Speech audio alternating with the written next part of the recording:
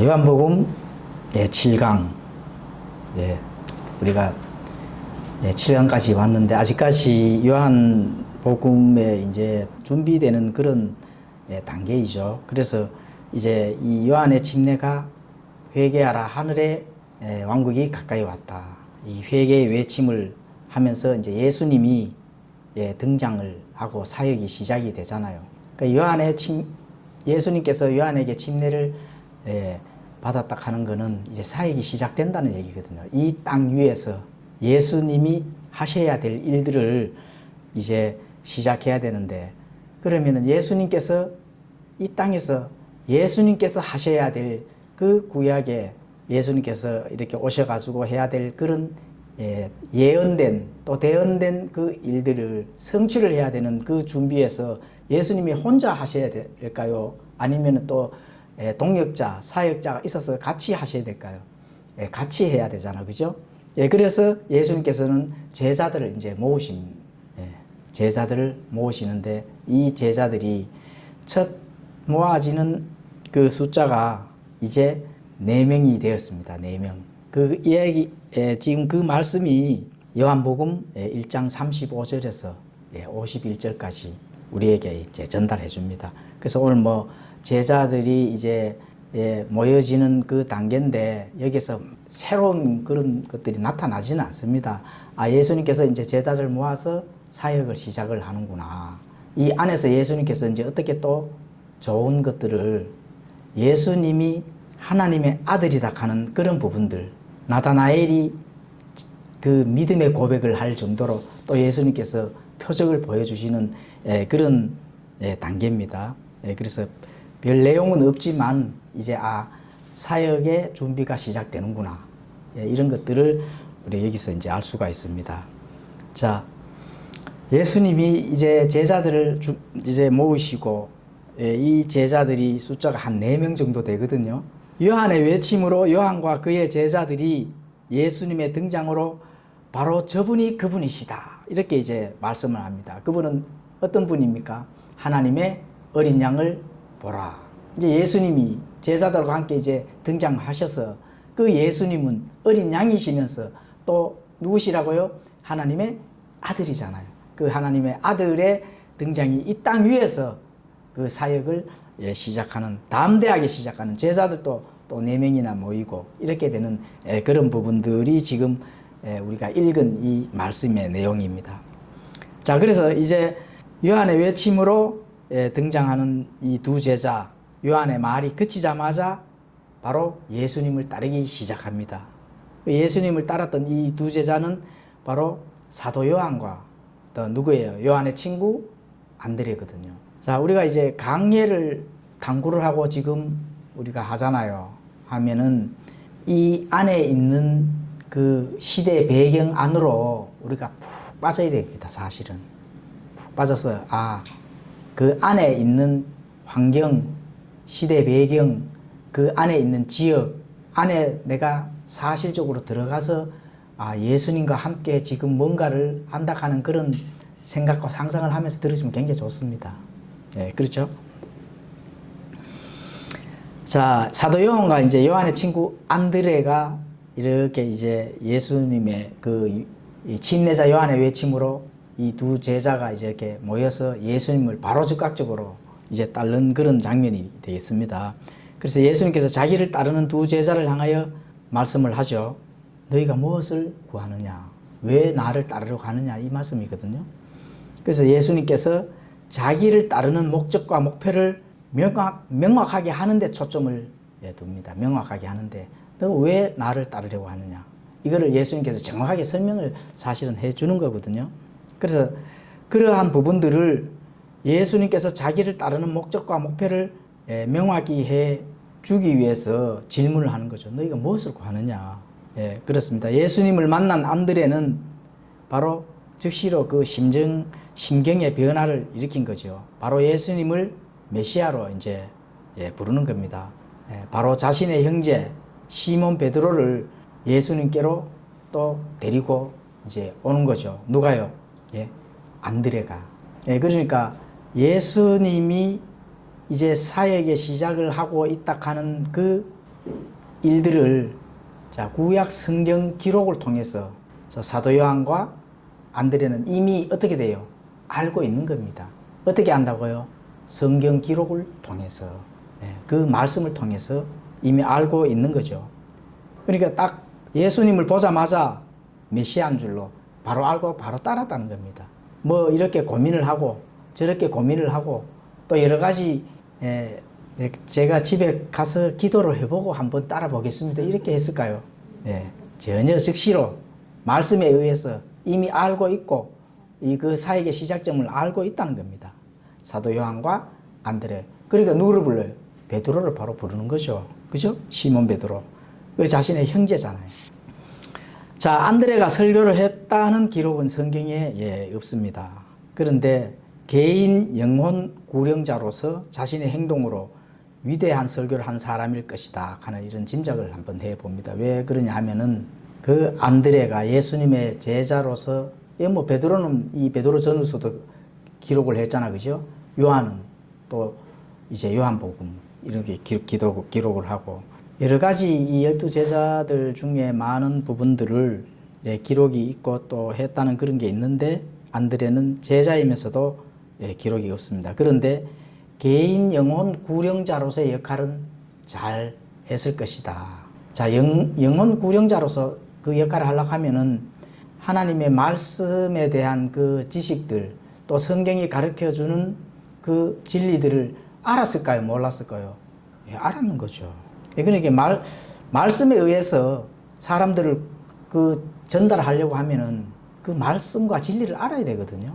진리가 주는 그 가치들까지도 알아야 바르게 전달할 수가 있는 거거든요. 그래서 이 안드레는 그렇게 했다. 이렇게 이제 성경 기록이 나타내주고 우리가 또 짐작을 해 볼 수가 있습니다.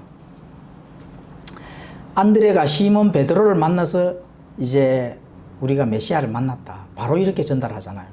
이것은 메시아를 만났다 하는 것은 이 유대인들은 바로 압니다. 아, 그러면 기름 부음 자구나.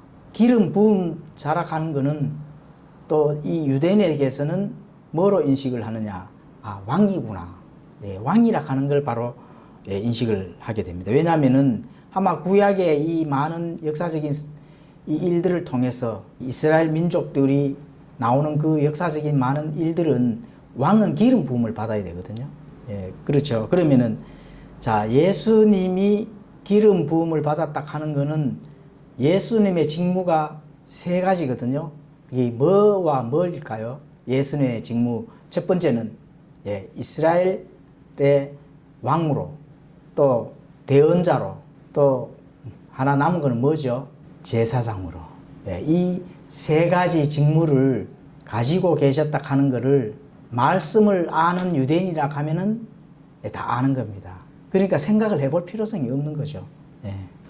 그래서 베드로를 바로 부르면서 저 예수님은 메시아다. 이렇게 하는 거죠. 그래서 이 기름 부음자라 하는 것은 유대 랍비들 가운데서도 메시아가 행하실 일에 관하여 이제 거기 그 안에서도 여러 갈래로 이렇게 갈라지는 일이 이제 발생이 됩니다. 아, 기름 부음자라 하면은 이 메시아라 하면은 자, 우리가 이렇게 이 이스라엘 백성들이 로마 제국의 억압을 받고 또 로마 제국의 속국이 되어서 신앙생활, 종교생활을 바르게 하지 못하는데 그러면은 우리를 해방시켜 줄 그 왕이구나. 이렇게 이제 하는 그 분파가 있고 그리고 하나님의 말씀과 진리를 바로 잘 탐구를 하고 또 바로 전달받은 그런 유대인들은 뭐로 알았을까요? 이사야서 53장에서와 같이 고난당하실 희생의 헌물, 제물로 바쳐져야 될 그 어린 양이구나 이렇게 알았다는 겁니다. 그게 바로 아는 것과 또 정치적인 어떤 그런 해방의 목적으로서의 그 왕의 역할을 하겠구나 이렇게 아는 것과 엄청난 차이가 많이 있는 거죠. 그래서 이 유대 랍비들 가운데서도 사두개인들, 바리새인들 이런 자들과 또 그렇지 못하지만은 그냥 하나님의 말씀을 전달받고 바르게 전달한 그 유대인들을 통해서 바르게 아는 이 유대인들은 메시아를 정말로 이 세상에 오신 그 하나님의 아들이신 메시아가 어떤 역할을 하고 어떤 일을 하는지를 바로 판단했다는 겁니다. 예, 그런 게 바로 성경을 바로 알고 바로 전달받은 그런 자들은 알 수가 있었다는 거죠. 자, 예수님이 메시아인가 아닌가, 이것 안에서 이제 유대인들이 파문을 일으킬 정도로 매우 중대한 사건입니다. 그러니까 예수님이 이 땅에 오셨는데 메시아인데 요한에게 침례도 받고 표적도 일으키고 서서히 이제 사역의 준비를 시작하니까 도대체 저분이 해야 할 일이 무엇인가, 이렇게 이제 그 분파들이 갈라섰다는 겁니다. 근데 대부분 순전하게 어린아이처럼 정말로 전달 잘 받던 유대인들은 그 말씀에 메시아구나, 그 메시아의 역할은 바로 이 세상에서의 그 이 죽음, 희생, 헌물이 돼야 될 어린 양이구나. 그걸 어떻게 알았을까요? 어린 양이 있는 걸. 이미 침례자 요한에 의해서 세상 죄를 제거하는 어린 양을 보라, 이렇게 하셨잖아요. 그죠? 예, 그거를 그대로 받아들이고 거기에서 이제 자신들이 그 침례자 요한이 예수님이 오시기 전에 그 일들을 바로 받아들인 거죠.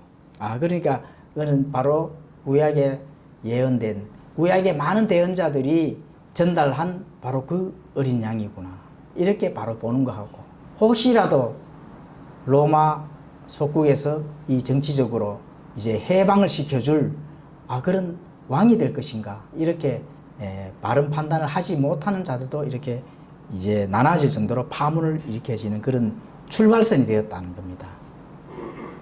네, 이해 가시죠? 자, 그래서 이제 한편 예수님께서 요나의 아들 시몬의 이름을 게바로 부르잖아요. 이제 베드로가 이제 예수님 앞에서 딱 오는데 예수님이 딱 보시고는 어떻게 이름을 바꾸느냐. 게바로 이제 이 이름을 그렇게 불러라. 시몬을 해서 게바로. 예. 그래서 이게 이제 베드로라는 이름은 헬라어거든요. 사역의 중심점에 넘어가게 되면은 이제 그리스의 그 이 이름이 많이 이제 통용이 되기 때문에 거기 헬라어로는 이제 베드로, 게바라는 이름은 아람어로 봅니다. 아람어는 그때 이스라엘 그 팔레스타인 땅에서는 아람어가 굉장히 유행을 했습니다. 그래서 이제 게바로 이렇게 부른다 하는 것은 바로 이름을 바꾸는 일은 사역을 부여하는 것입니다. 너가 해야 할 일이 앞으로 있을 것이다. 어떤 일을 해야 될 것인지, 이런 것들은 이제 예수님께서 앞으로 가르치면서 나타내 보여주겠지만은 앞으로 해야 될 일들을 시작하게 될 때 예수님께서는 반드시 어떻게 해요? 이름을 바꿔주는 겁니다.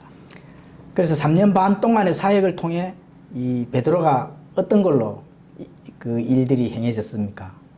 굳건한 반석으로 이제 성장을 해 나가잖아요. 반석, 돌고로, 그죠? 자, 그래서 시몬은 예수님을 만남으로 삶이 변화가 됐습니다. 이제 내가 해야 할 일, 정말로 이제 해야 되겠구나.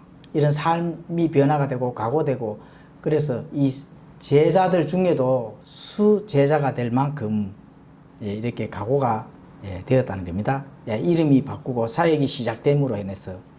그래서 물렁하고 물컹한 그런 시몬을 단단한 반석으로 예수님께서는 변화시켜주고, 또 그렇게 된 게, 그렇게 바뀌어지는 게 하루아침에 사실은 된 건 아니거든요. 이름이 바꾸어졌다고 해서 거기서부터 완벽하게 이제 사역을 준비를 해서 해 나가는 건 아니다. 그 베드로 한번 봐보십시오. 예수님을 부인하기까지 하는 그런 시점도 있잖아요. 그렇지만 마지막에 내가 예수님처럼 똑같이 십자가에 못이 박혀서 죽을 자격도 없다. 그래서 베드로는 어떻게 순교를 했습니까? 십자가에서 거꾸로, 그렇죠. 거꾸로 십자가에 못 박혀서 피를 흘리고 순교를 했다는 겁니다. 그 정도로 믿음의 반석, 단단한 반석. 그래서 예수님께서 하잖아요. 내가 내 교회를 세우는데 바로 너 그 돌, 믿음의 반석 위에 이 교회를, 지옥의 문이 이기는 그런 교회를 세우겠다. 예수님께서 바로 베드로의 믿음의 고백, 당신은 예, 하나님의 아들이다 하는 그런 믿음의 고백을 통해서 그 위에다가 예, 예수님의 교회, 그죠? 바른 신약 교회를 세우겠다고 이제 예수님이 이제 바로 이제 선포를 하는 거죠.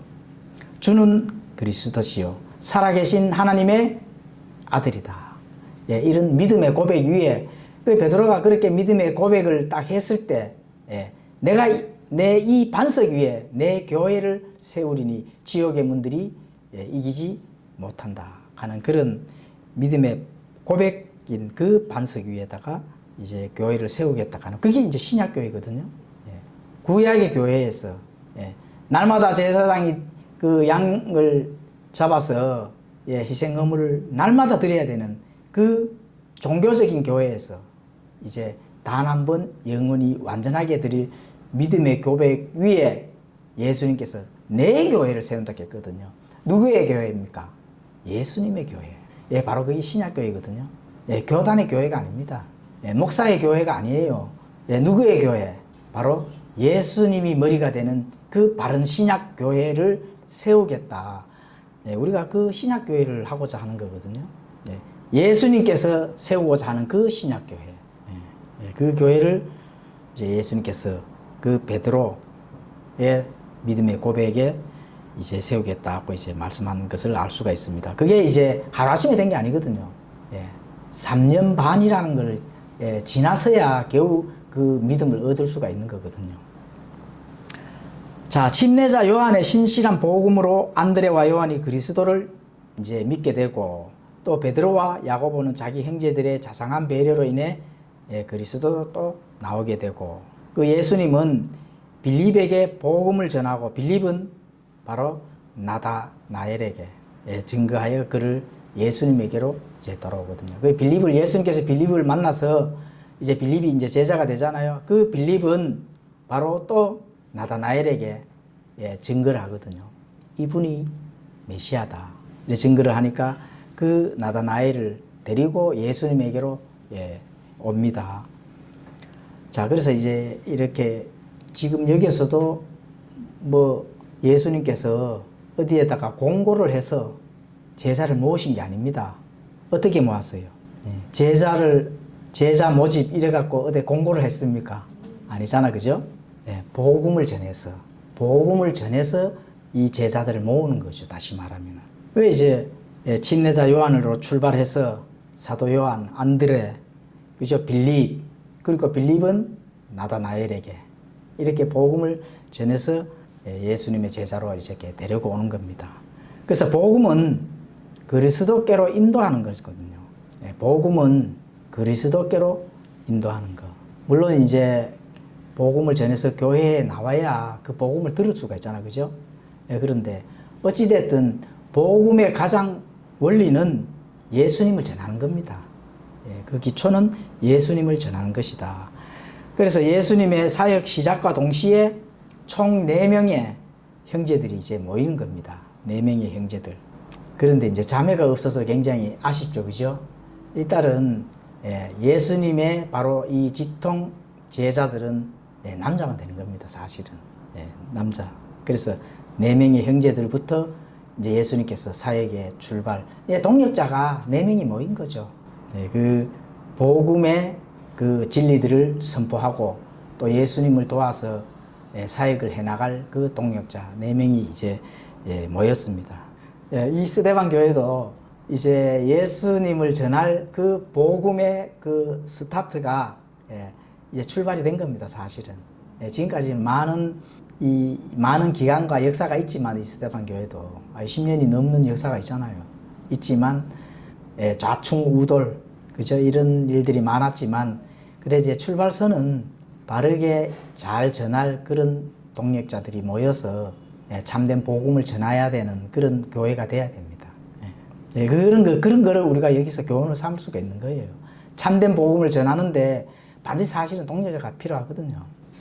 그 동역자의 역할을 잘 감당해 나갔을 때 하나님 앞에 갔을 때 담대하게 당당하게 하나님 앞과 계산할 수가 있다. 그건 하나님과의 관계거든요. 그래서 예수님도 미디어 선교를 해서 모인 게 아닙니다. 복음을 전해서 모인 거예요. 복음을 전해서. 어디서 크게 이렇게 공고를 적어서 전해진 게 아니거든요. 참된 복음, 이 세상에 모든 죄들을 제거하는 어린 양을 전했는 겁니다. 구약이 다 예언이 되어 있으니까 그거를 제자들이 이미 본 거죠. 부지런히 공부를 많이 했다고 봐야 되잖아, 그죠? 구약에 있는 이사야서에 나오는 많은 부분들, 그 대언된 그것들을 모르면은 이렇게 갑자기 딱 모여질 수가 없는 겁니다. 바깥에서 공부를 많이 하고 준비된 자들이 모였다고 이렇게 봐야 되거든요. 그렇죠? 그래서 우리 스데반 교회도 준비된 그런 동력자들이 반드시 있다고 저는 믿습니다. 그래서 그런 참된 복음, 또 하나님께서 한번 전달해 주시고 또 그 온전하게 보존된 그 하나님의 말씀들을 잘 전하고 사역할 믿음에 준비된 동력자들이 이 교회에서 출발할 수 있도록 하나님께서 해주신다. 저는 그래 믿습니다. 그렇죠. 자, 예수님은 빌립을 개인적으로 부르셨고 또 빌립은 예수님을 의지하여 그분을 따랐습니다. 빌립은 바로 준비됐다 하는 것은 하나님의 말씀을 이미 알고 있었다는 거거든요. 부지런히 공부를 해놨다는 거거든요. 그렇죠. 준비됐다 하는 거는 어디 골방에 가서 열심히 기도해서 내가 영발 신사람인데 이게 준비된 게 아닙니다. 하나님의 진리, 참된 진리들을 딱 공부를 많이 해놨다는 거거든요. 그래서 예수님을 딱 봤을 때 저분이 세상 죄를 제거하시는 어린 양이구나. 이거 바로 봤다는 겁니다. 그렇죠. 그래서 이제 빌립이 이제 출발선으로 같이 동력을 하지만 자, 빌립은 누구를 불러요? 나다나엘을 부르잖아요. 근데 나다나엘은 어떻게 해요? 의심의 발언을 하잖아요. 야, 그러면은 나사렛에서 무슨 선한 것이 날 수 있겠느냐? 이렇게 의심을 하거든요. 물론 이제 예수님은 나사렛에서 태어난 건 아니거든요. 예수님은 어디서 태어났어요? 베들레헴에서 태어났잖아요. 그럼 나사렛은 어릴 때 성장한 성장기거든요. 고향이나 사실 마찬가지죠. 성장했던 그런 동네니까. 베들레헴은 그 번역하면 빵집이거든요. 빵집. 그러면 성장할 때 나사렛은 굉장히 사람들에게 굉장히 평이 안 좋은 그런 동네입니다. 사실은 경멸당하고 배척받는 그런 동네거든요. 사람들도 경멸당하고 배척받는 하여튼 안 좋은 그런 지역입니다. 그런데 거기서 무슨 선한 것이 날 것이냐 이렇게 이제 의심을 한 거죠. 다시 말하면. 그런데 빌립이 뭐라고 전합니까? 나다나엘아 와서 직접 봐라. 이렇게 전하잖아요. 설교를 한 게 아닙니다. 또 설득을 한 게 아니거든요. 직접 와서 봐라. 이렇게 이제 된 거죠. 왜 직접 와서 그렇게 했을까요? 하나님의 아들이고 구약에 이 대언된 바로 그분이 어린 양이라 하는 것을 빌립은 확신을 가지고 있었거든요. 직접 와서 보라는 거죠. 그래서 나다나엘은 빌립의 권면을 받아들이고 예수님을 직접 이제 만납니다. 자, 이제 나다나엘이 예수님을 딱 본과 동시에 예수님께서 나다나엘에게 뭐라고 말씀합니까? 그의 속에는 간사함이 없다. 이렇게 딱 하시잖아요. 한 번도 본 적도 없고 같이 생활한 적도 없는데 예수님께서는 바로 그 나다나엘의 속 중심이 바로 읽혀지는 거죠. 간사함이 없다는 겁니다. 그런데 이제 나사렛에서 무슨 선한 것이 날 수 있느냐 이런 말을 했는데도 불구하고 그 속에는 간사함이 없다. 이렇게 이제 평을 받는 겁니다. 그래서 이 빌립이 너를 부리기 전에 내가 무화과 나무 밑에 있을 때 내가 너를 보았노라 하시니. 자, 이 예수님이 나다나엘에게 간사함이 없다고 하시면서 바로 나다나엘이 행한 일들, 나다나엘이 그러니까 예수님께서 사찰을 한 거죠. 뭐라고 사찰했습니까? 너를 부르기 전에 내가 무화과 나무 밑에 있을 때 내가 너를 이미 아마 보았다는 겁니다. 무화과 나무 밑에 있을 때 내가 너를 보았다. 자, 나다나엘이 무화과 나무 밑에서 무엇을 했는지 사실은 성경 기록에 나타나지는 않았거든요. 그런데 나다나엘은 깜짝 놀라는 거죠. 아니 저분이 나를 알고 있네. 예수님은 나다나엘이 뭐를 했는지를 어떻게 돼요? 모든 것을 알고 있는 겁니다. 아마 이미. 예를 들어 무화과 나무 밑에서 뭐를 했는지를 알고를 있다 하는 거는 다 알고 있다는 거거든요. 여기 깜짝 놀라는 거죠. 그래서 나다나엘이 즉시로 고백을 하잖아요. 랍비여, 선생님은 하나님의 아들이시요 선생님은 이스라엘의 왕이시다. 대번 고백을 하시죠. 그죠? 나다나엘이. 그래서 그 속에는 간사함이 없다. 뭐 이렇게 고백을 했기 때문에 간사함이 없는 건 아니고 이 말씀을 한 건 아니고 그 속 중심을 처음부터 끝까지 쫙 하면 예수님 눈에는 다 알고 계신다는 거거든. 그죠? 그 나다나엘이 삶이 처음부터 끝까지 예수님은 딱 한눈으로 어떻게 돼요? 왜 하나님의 아들이니까 뭐 하나님이신데 모르겠어요. 대부분 아시잖아요. 그죠? 그래서 거기에 대해서 이 나다나엘이 하나님의 아들이시오 이스라엘의 왕이시다. 유대인이기 때문에 기름 부음 받은 자, 메시아라 하면 기름 부음 받은 자거든요. 그래서 왕이라는 게 바로 그 고백이 나오는 겁니다. 그래서 이스라엘 왕이란 메시아, 기름 부음 받은 자와 바로 이렇게 동격입니다. 바로 그 왕으로 이렇게 추대를 하는 거죠. 그래서 왕은 항상 기름 부음을 받습니다. 시편 2편 2절에서 6절 또 7절 이렇게 이제 보면은 나옵니다. 자, 예수님은 나다나엘에게 더 큰 일을 볼 것이라고 말씀합니다. 먼 일을 볼 것이라고 말해요. 이제 겨우 예수님은 어떤 표적을 보여주셨어요? 나다나엘이 자기가 살아왔는 거, 또 뭘 했는 거를 한눈에 꿰뚫어 보니까 나다나엘이 바로 거꾸러지잖아. 그죠? 베드로가 바로 거꾸러지는 것처럼 나다나엘도 바로 거꾸러지는 거거든요. 하나님의, 그 유대인들은 하나님의 아들이라 하면은 그분이 하나님이라는 걸로 바로 그 믿음의 고백이 나오는 겁니다. 하나님이시다. 당신은 하나님이시다. 이렇게 되는 거거든요. 그리고 또 메시아이기 때문에 이 땅에 발을 딛고 계시기 때문에 이스라엘의 왕이다. 이렇게 이제 고백을 하는데 예수님께서는 더 큰 것을 볼 것이다. 이렇게 하시잖아요. 그렇죠? 예수님은 나다나엘에게 더 큰 것을 볼 것이니 한번 기대해 보라는 거거든요. 그거는 누가 그런 말씀을 할 수가 있어요? 이 세상에 어떤 사람이라도, 어떤 위대한 사람이라도 더 큰 것을 볼 것이다. 장담하면서 확신을 시켜주는 그런 사람은 없습니다. 그렇죠? 누구밖에 할 수 없어요. 바로 메시아, 예수님밖에 할 수 없는 거죠. 그분이 하나님의 아들이시기 때문에 그렇거든요. 자, 51절에 보면은 뭐를 이렇게 하나님께서 더 큰 것을 볼 것이다. 바로 답을 주시잖아. 그죠? 그에게 이르시되 진실로 진실로 내가 너에게 이르노니 이제부터는 너희가 하늘이 열리고 하나님의 천사들이 사람의 아들 위에서 오르락 내리락 하는 것을 보리라 하시니라. 하늘이 열린다는 겁니다. 이제부터는 너희가 하늘이 열릴 것이다. 하나님의 천사들이 사람의 아들 위에서 오르락 내리락 하는 것을 보리라. 예수님께서 하늘이 열리고 하나님의 천사들이 이 사람의 아들이라 하면은 바로 이제 이 땅에서 태어난, 내가 이 땅에서 태어났다 하는 걸 사람의 아들이라 하는 거거든요.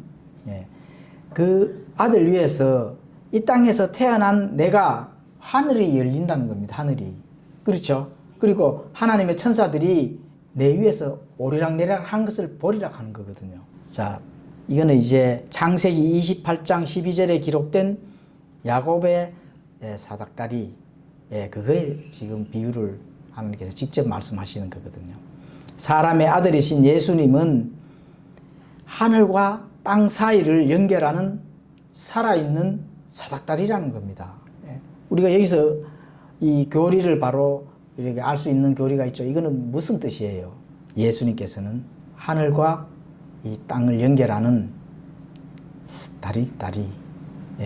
하늘과 땅을 연결하는 다리. 이 길을 통하지 않고는 절대로 너희들이 하늘에 올라갈 수 없다는 거거든요. 엄청난 걸 선포를 하시잖아요. 그죠? 그리고 요한복음 14장 6절에 가보시면은 예수님께서 그에게 이르시되 내가 곧 길이요 진리요 생명이니 나를 통하지 않고서는 아무도 아버지에게 올 자가 없다고 선포를 하는 거거든요. 그게 예수님이 하늘과 땅을 잇는 사닥다리라는 겁니다. 그것도 살아있는 사닥다리. 예, 그렇죠. 예, 그래서 이 예수님은 하늘과 땅을 연결하는데 뭐예요?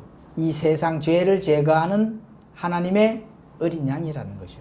어린 양의 역할을 할 것이다. 이 어린 양은 구약에 이미 아마 대언이 돼 있는 거거든요. 예수님이 새롭게 얘기를 하는 게 아닙니다. 예, 빌립이 또 요한이 또 나다나엘이 정말로 그분일 것이 그분인가? 그 나사렛에서 선한 것이 날 수 없는데 그분이 거기서 났단 말이야. 이렇게 의심을 하지만 이미 이 제자들은 어떻게 돼요? 구약의 말씀을 이미 아마 알고 있다는 거거든요. 우리 교회는 우리가 앞으로 교회가 겪어야 될 다가올 일들이 뭘까요? 다가올 일들이 예수님을 만나는 일이잖아요. 예, 재림하는 그 예수님을 만나야 되잖아요. 그죠? 그 예수님을 만나는 첫 번째 일들이 뭐가 나타나죠? 휴거를 받잖아요. 예, 그렇죠. 그러면 휴거를 통해서 예수님을 만나는 거거든요. 이 땅에서 만나는 게 아닙니다. 이 교회는.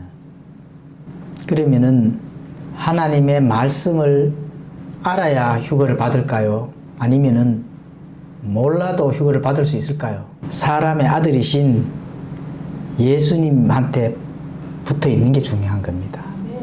예. 그냥 오늘의 이 핵심 그거는 나를 통하지 않고서는 아무도 아버지께 올 자가 없다고 예수님이 딱 사닥다리라고 말씀하시잖아요. 그래 예수님에게 붙어 있어야 된다니까. 구원 예수님의 그 생명의 말씀으로 구원을 받아야 된다는 거거든요. 예. 그러면은 바르게 알아야 되잖아. 그죠? 바르게 알아야 구원을 받는 거거든요.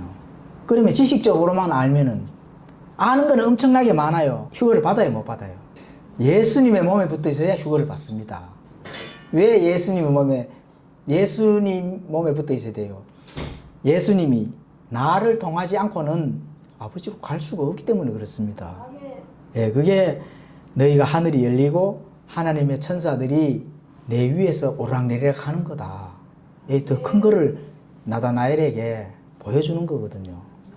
엄청나게 큰 걸 앞으로 될 일들을 내가 살아있는 사닥다리다. 나를 통하지 않고는 아버지께로 갈 자가 없기 때문에 너희들은 내 몸에 붙어 있어야 된다. 예, 그겁니다, 바로. 그래서 구원은 어느 교회에서 주는 게 아닙니다. 예, 교회에 열심히 다니면 구원을 받고 또 교회에 열심히 다니면은 예수님을 만나기 위해서 휴거를 받아야 되는데, 예, 교회를 열심히 다니면 휴거 받아야 아닙니다. 우리 교회는 엄청나게 숫자가 많고 교회도 크고, 예, 한국에서 인정된 교단이다. 그걸 구원받아서 휴거받아요? 아닙니다. 누구 몸에 붙어 있어야 돼요? 예수님의 몸에 붙어 있어야 됩니다. 예. 교회에 붙어 있어야 돼요? 아닙니다. 교단에 인정이 되니까 교단에 붙어 있어야 돼요? 아닙니다. 누구 붙어 있어야 돼요? 성경 기록이 가르쳐주는 그 예수님에게 붙어 있어야 된다. 그죠? 예.